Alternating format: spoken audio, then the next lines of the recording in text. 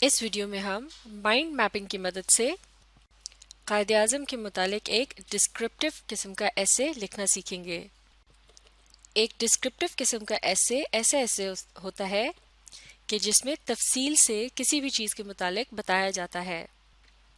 और क्योंकि इस ऐसे का टॉपिक जो है वो है कायदे आज़म, जो कि बरे सगीर के मुसलमानों के अजीम लीडर थे, लिहाजा इनकी ज़ात से मुतालिक अगर हम ऐसे लिखेंगे तो ये कहलाया जाएगा एक नॉन फिक्शनल ऐसे, यानी ऐसा ऐसे जो कि हकीकत पर मबनी है।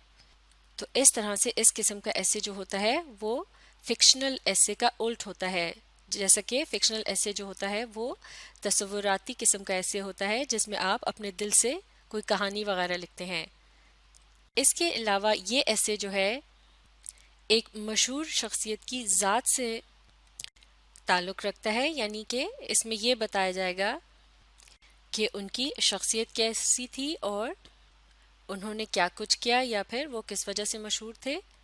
लिहाजा इस किस्म के ऐसे को हम कह सकते हैं कि ये एक तरह का कैरेक्टर स्केच भी है। कैरेक्टर स्केच कहते हैं शख्सी खाके को। तो इस किस्म के ऐसे में किसी भी शख्स से मुतालिक मालूमात को तफसील से लिखा जाता है। तो चलिए अब गौर करते हैं इस माइंड मैप पर। इस माइंड मैप को हमने इससे पहले एक वीडियो में डेवलप किया था। अब हम इसकी मदद से कायदे आज़म के मुतालिक लिखेंगे एक डिस्क्रिप्टिव ऐसे, जो कि एक किस्म का नॉन फिक्शनल ऐसे भी है और इसे हम कैरेक्टर स्केच भी कह सकते हैं।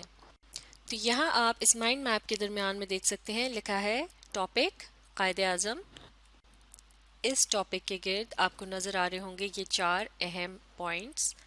पहला है बैकग्राउंड, यानी कायदे आज़म की ज़िंदगी की अहम तारीख़ी बातें, जैसे कि उनकी ख़ानदान की तारीख़, उनकी पैदाइश और वफ़ात वग़ैरह, और इसके अलावा उन्होंने कहाँ से तालीम हासिल की। इसके बाद यहाँ दूसरा अहम नुक्ता है उनकी पर्सनैलिटी, यानी शख्सियत, जैसा कि वो देखने में कैसे लगते थे या फिर उनके अंदर और क्या क्या खूबियाँ थीं और उनका किरदार कैसा था। तो इस तरह से बैकग्राउंड और पर्सनैलिटी के बाद अब यहाँ एक और अहम नुक्ता है और वो है कायदे आज़म एज ए लॉयर, यानी एक कानूनदान के तौर पर कायदे आज़म का क्या किरदार था। जैसे कि वो बहुत कामयाब थे, बहुत ज़्यादा मशहूर भी थे और उनको बहुत जल्दी बहुत ज़्यादा शोहरत मिल गई थी। इसके अलावा यहाँ कायदे आज़म की ज़ात से मुतालिक एक और अहम नुक्ता भी है और वो है कायदे आज़म का एक सियासतदान के तौर पर किरदार। मिसाल के तौर पर वो बहुत ज़्यादा मेहनती थे, बहुत दुलेर भी थे। इसके अलावा वो बहुत मुखलिस थे। उन्होंने मुसलमानों के हुकूक की हिफाजत की और बिल आखिर बरसगीर के मुसलमानों के लिए एक अलग मुल्क हासिल करने में कामयाब हो गए। इसके अलावा इस माइंड मैप पे आप यहाँ देख सकते हैं कि इंट्रो और कंक्लूजन की तरफ भी इशारा किया गया है। इंट्रो आता है ऐसे के बिल्कुल शुरू में, जिसमें दिए गए टॉपिक का तारुफ कराया जाता है और उन अहम नुकात को भी शामिल किया जाता है जिनके मुतालिक आप ये ऐसे लिखेंगे। मिसाल के तौर पर background, personality, as a lawyer, as a politician.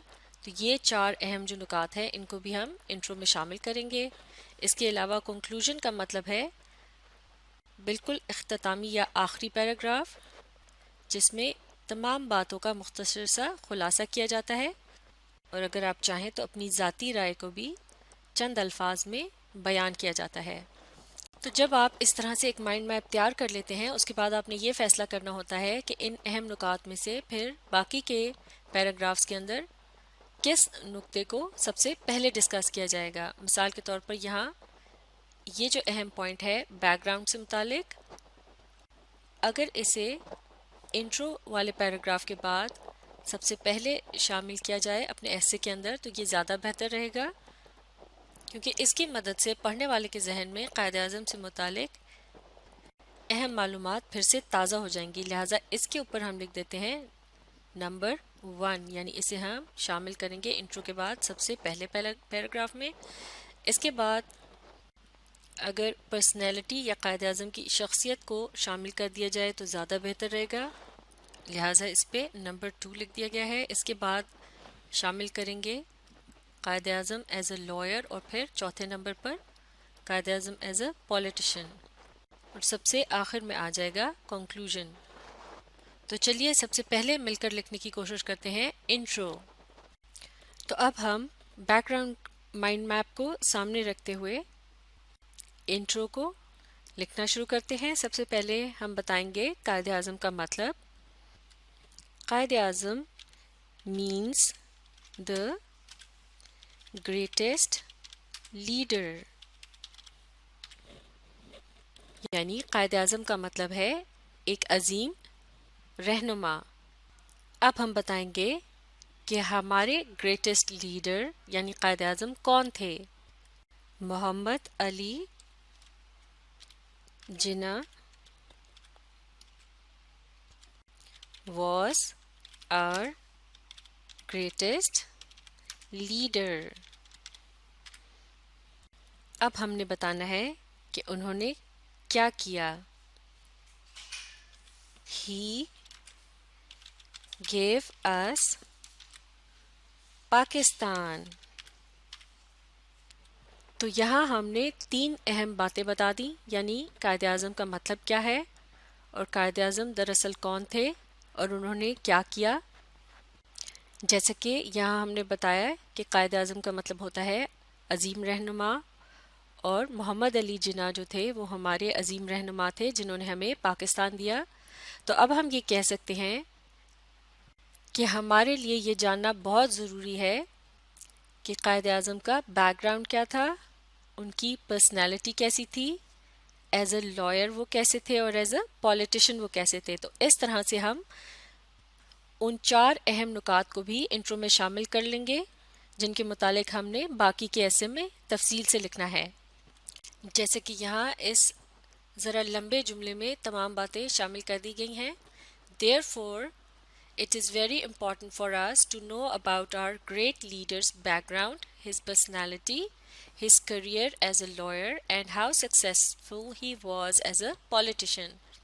تو جیسے کہ کہا جا رہا تھا کہ قائد اعظم ہمارے عظیم رہنما ہیں اور انہوں نے ہمیں پاکستان دیا، لہٰذا یہ بہت اہم بات ہے کہ ہمیں اس بات کے بارے میں پتہ ہو کہ ان کا بیک گراؤنڈ کیا ہے، ان کی شخصیت کیسی ہے، اور ایک وکیل کے طور پر ان کا کریئر یعنی پیشہ کیسا رہا، اس کے علاوہ ایک سیاست دان کے طور پر وہ کتنے کامیاب تھے۔